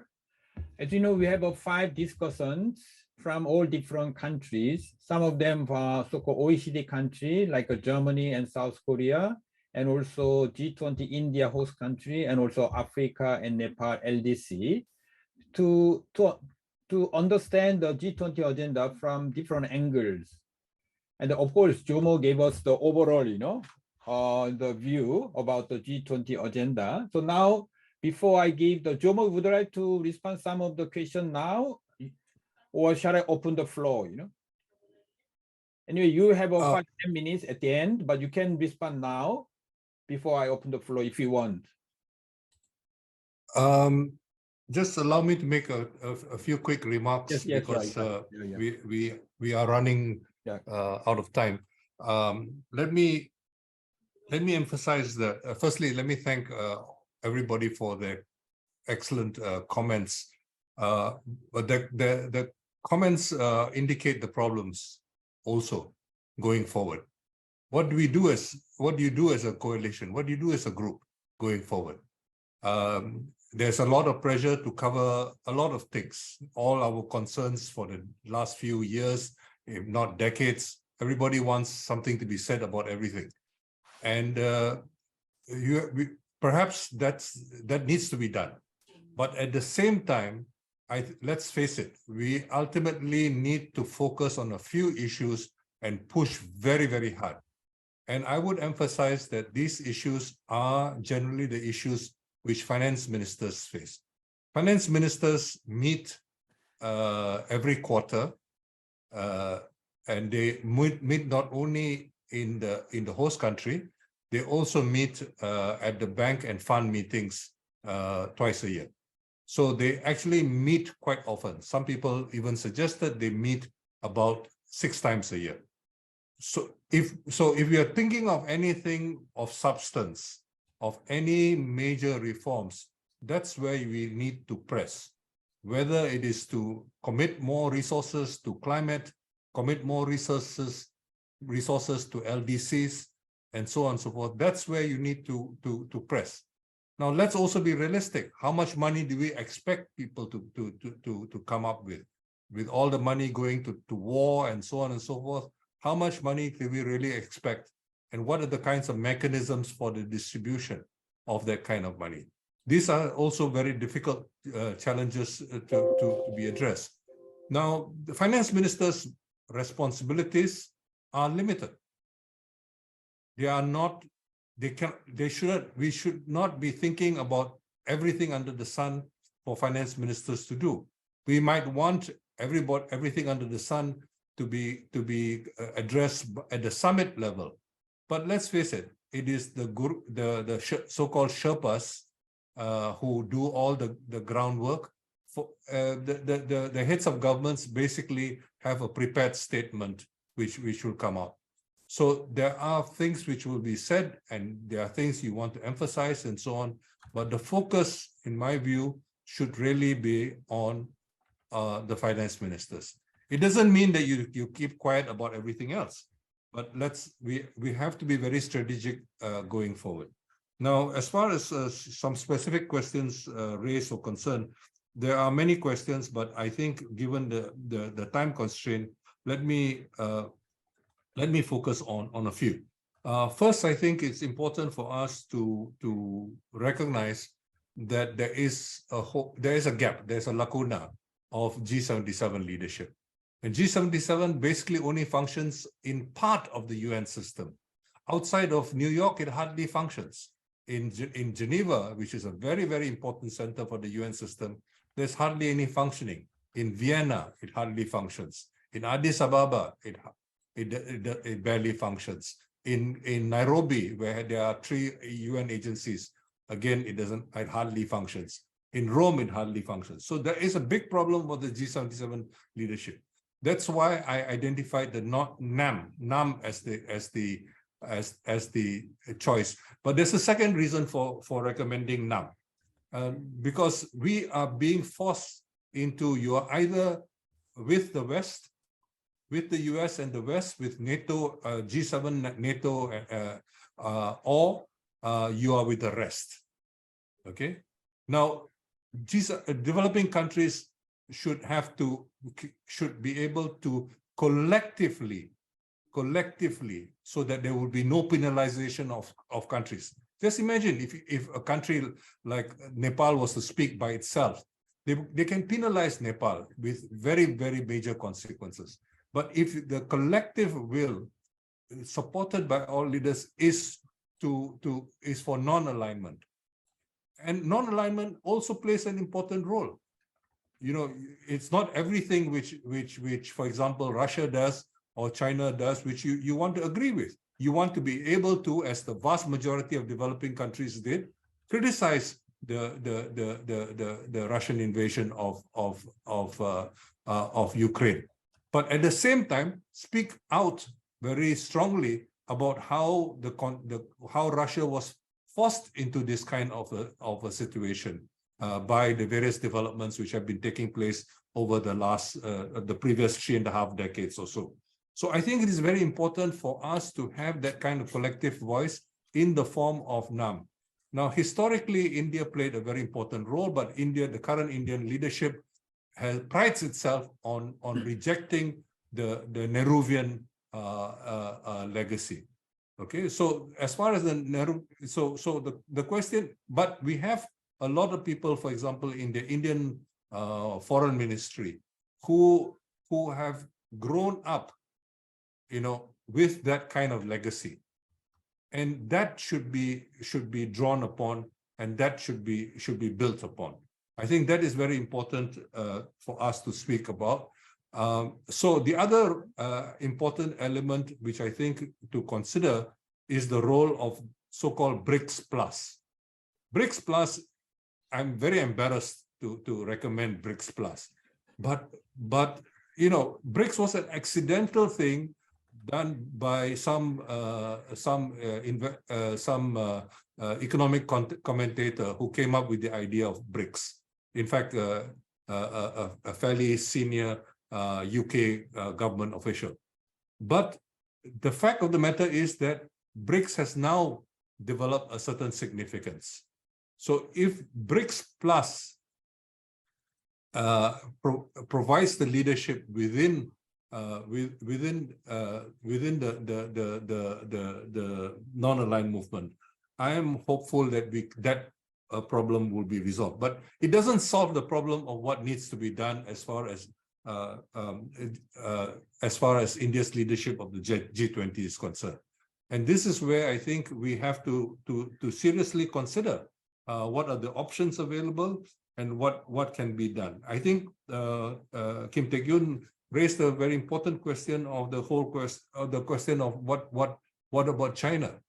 I think, you know, China is the fastest growing source of development finance in the world. There's no doubt about this, and it has been blocked from having more influence in the World Bank and so on and so forth.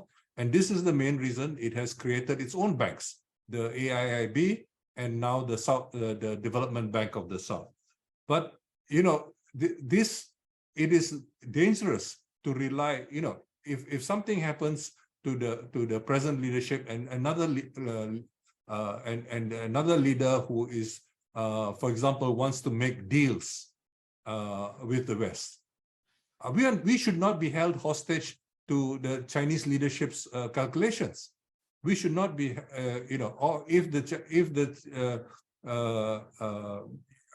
I think many of you are old enough to remember, you know, previous relationships between China and the West, especially during the 2 decades when after Kissinger made his breakthrough. Okay, so and we consider what the debate which is going on in the US. The debate in the people who don't want to have a war with Russia, people like so-called John Mearsheimer. What is he advocating? He's saying, don't fight with Russia. We want to focus exclusively to fight with China. That is the alternative which most Americans are talking about, you know. And so we have to be realistic in terms of thinking about what are the options going forward. Insofar as China will continue to support the aspirations of developing countries, this should be welcome. If the US supports the aspirations of developing countries, that should also be welcome.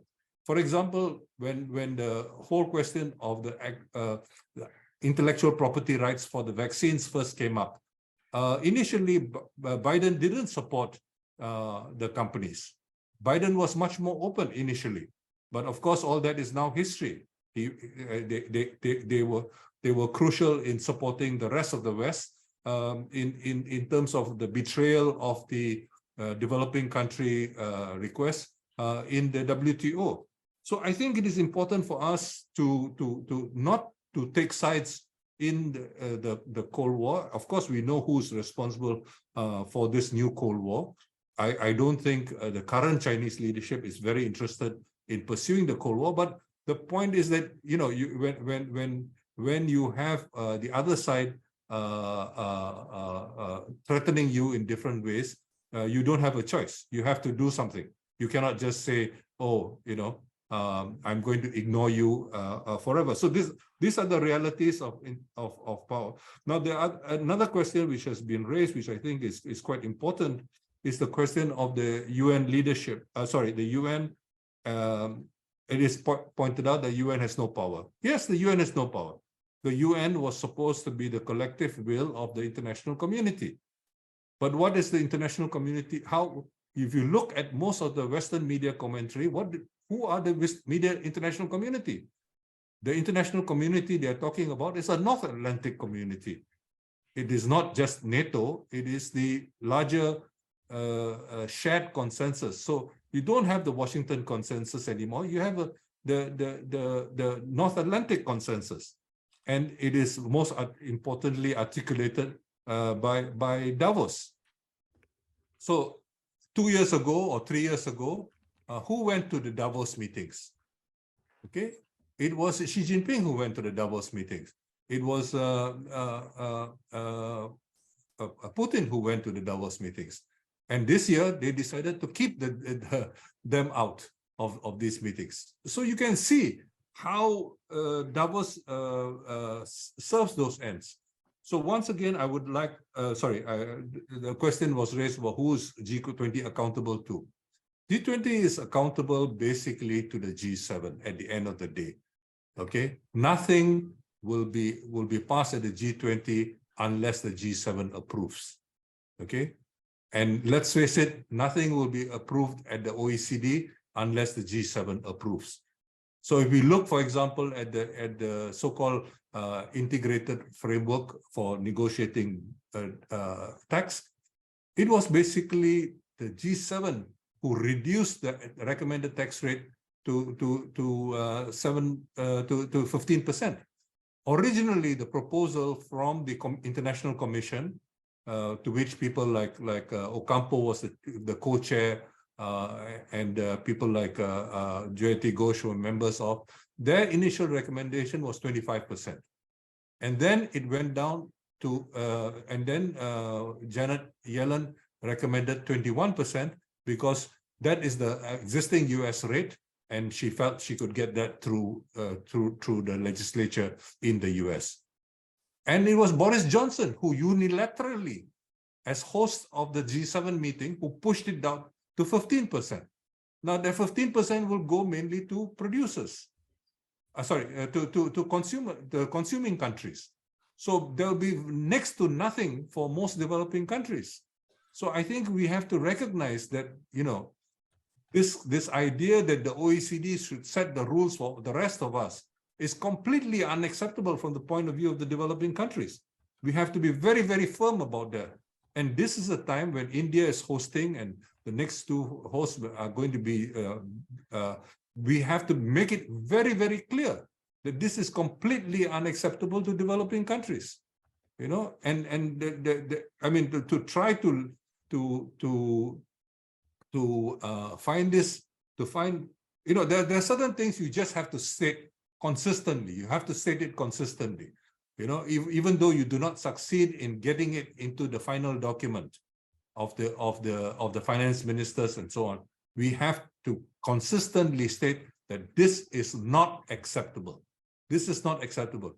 If the BRICS countries, if the countries in the G20, the developing countries in the G20, do not want to do this, then forget about them. You know, but they have to have the spine to stand up, and this is, I think, important. So now we are seeing the world is changing so fast. I mean, who would have imagined the deal last week between Saudi Arabia and Iran?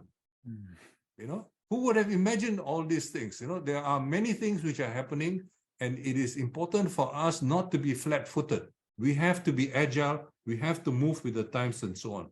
So I think, you know, let's say what needs to be said. You know, you can have a general statement and so on. Focus on a few things which are very important to us. And I think Ambassador Kaki mentioned debt and climate is very important to everybody. And there are other points which were made by others as well, including Paul. And focus on those two things. Don't expect that any G20 meeting is going to change the world. It's not. But we are basically talking about key reforms which will be very important. Let me stop there. Thank you. Okay, thank you very much, Jomo.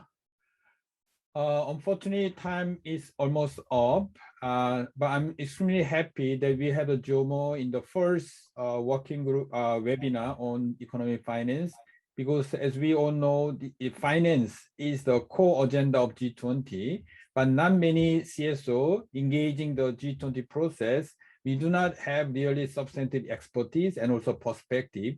So in a way, I think Jomo presentation and discussion was really, really important for us to set the agenda of the People's 20 and also the perspective towards our, we are supposed to develop declaration and the recommendation, not for the sake of the recommendation, but engage with the policymakers, financial ministers, nationally, internationally, but we need to have a very solid understanding, analysis of the issues on the ground.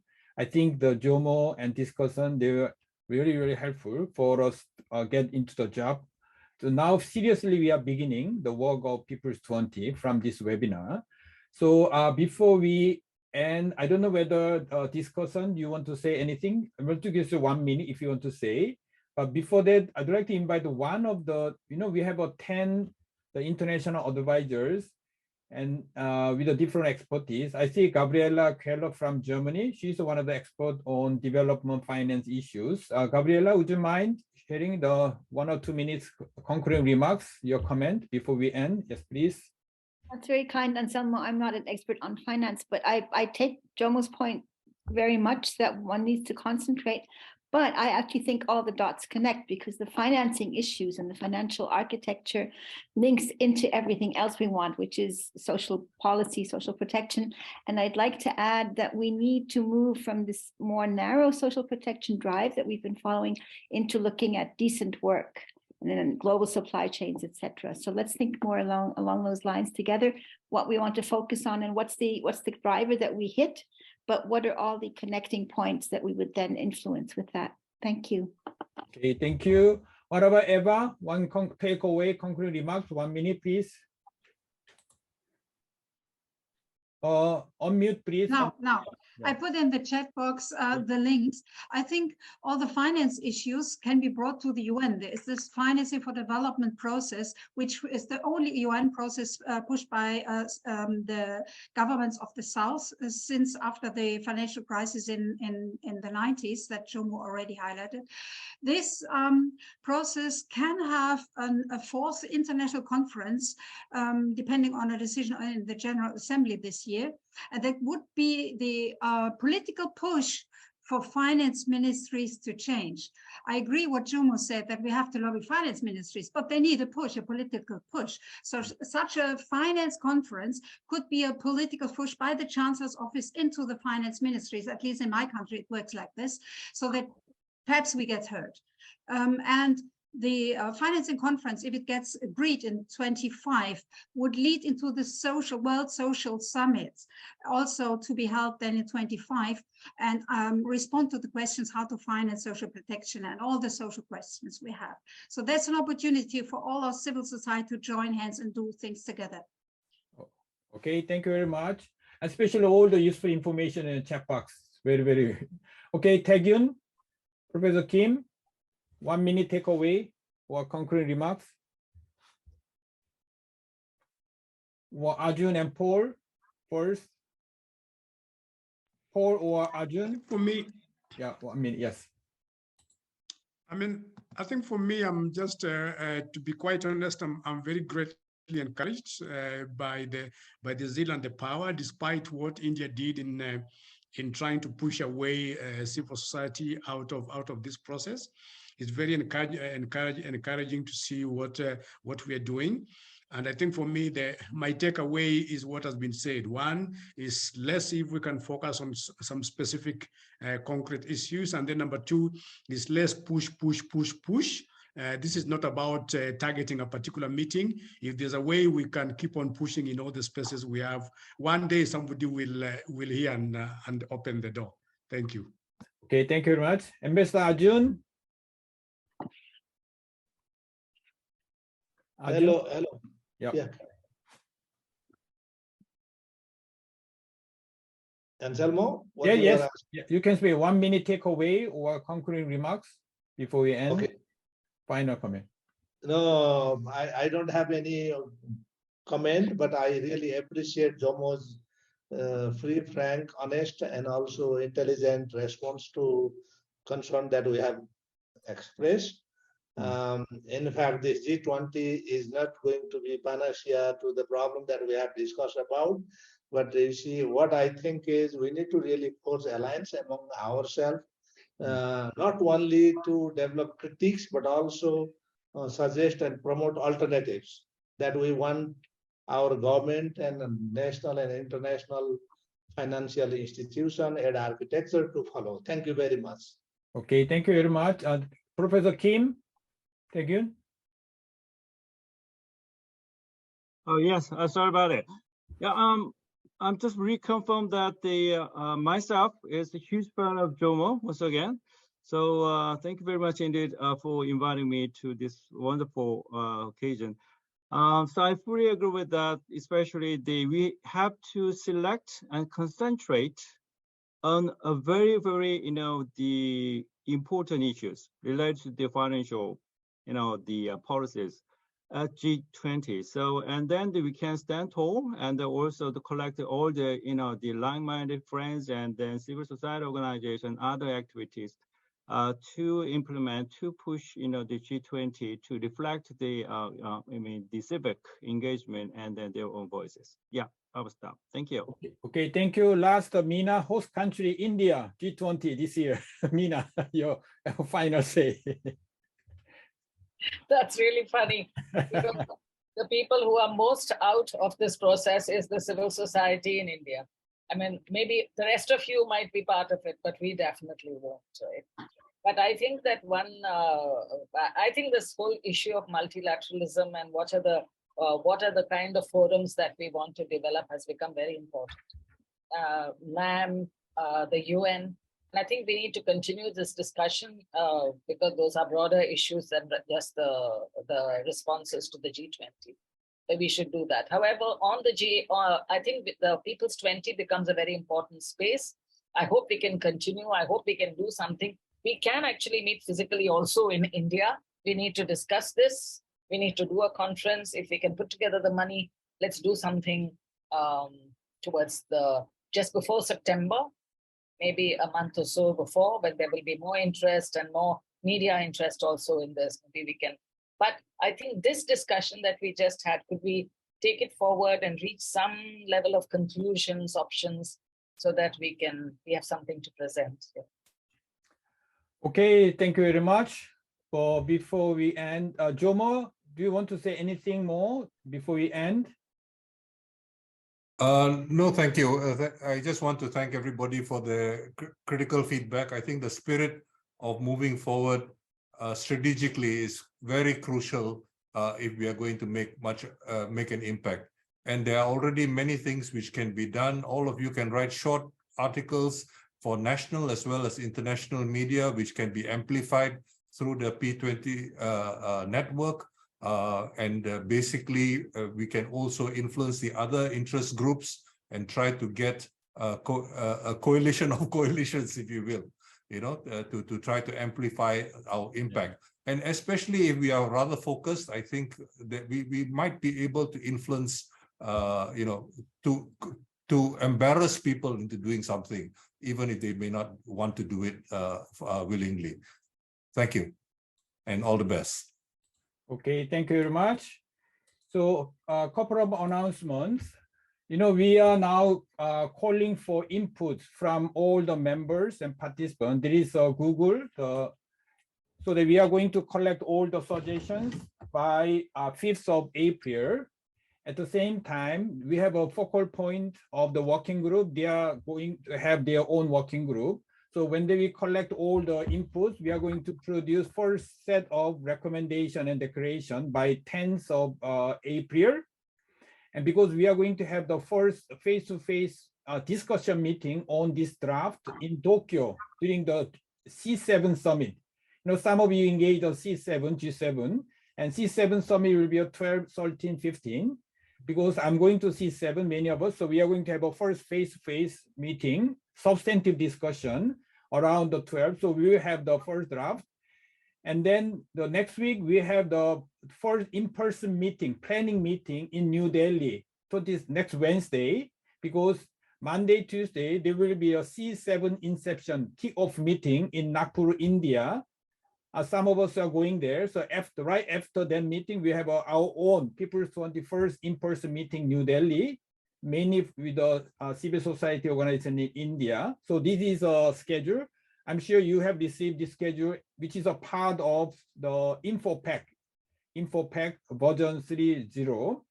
And some of you are also helping and participating as a member of International Advisors. So around the 10th of April, we are going to have a first meeting of international advisors, at the same time working group. So now we are starting the substantive work on drafting and monitoring and analyzing. So once again, thank you very much for your participation. Let's continue. And also, Jomo, you promise once again, we will invite you before we finalize our final declaration so that we can get the wisdom and also perspective once again. All right, so let's give a big hands to everybody. At the same time, let's have one group photo. If you don't mind, you can open your camera. Always we have a tradition of showing our solidarity with the people who are struggling for their own dignity, democracy, freedom, and peace. Particularly in Asia, we always remember people in Myanmar and also people in Ukraine and Russia. A lot of young people are killed every day in the battlefield, you know. So I think let's show our solidarity and also, of course, impact of this global crisis, food and, okay, 3 fingers. These are sign of protest against all kinds of dictatorship, you know. Okay, so 1, 2, 3. Okay, one more, just a minute. We have a 2. Okay, 1, 2, 3. All right, thank you. Let's give a big hands to Jomo and everybody. Thank you very much. See you next time. Okay, see you. Thank you so much. Thank you. Thank you. See you. Excellent. Thank you. Very stimulating. Bye. Thank you.